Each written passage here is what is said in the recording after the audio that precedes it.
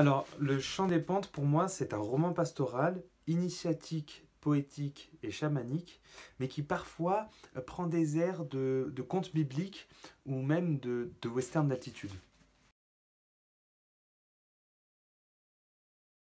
Moi, je vois ce livre dans la continuité du bord du monde est vertical. C'est même la prolongation du même geste d'écriture.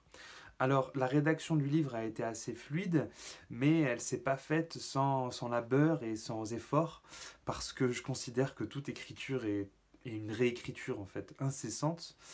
Pour autant, il y a eu quand même plusieurs moments d'amusement, voire de joie pendant sa rédaction.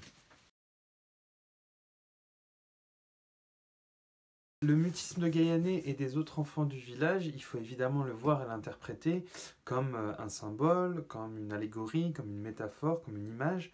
Ça vient désigner l'incapacité pour elle à dépasser un événement traumatique qui a été nié et refoulé par la petite communauté de villageois dans laquelle elle a grandi.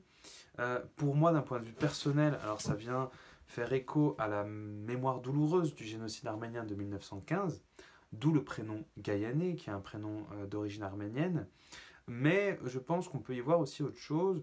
On peut y voir aussi peut-être cet état de sidération dans lequel parfois je me trouve et dans lequel on se trouve tous peut-être lorsqu'on rencontre soit la beauté au détour d'un sentier, soit l'amour, soit la mort. Ben, je crois que j'écris, je raconte des histoires, je fais de la poésie pour essayer de trouver les mots sur ce qui nous les enlève, à savoir l'amour, la mort et la beauté.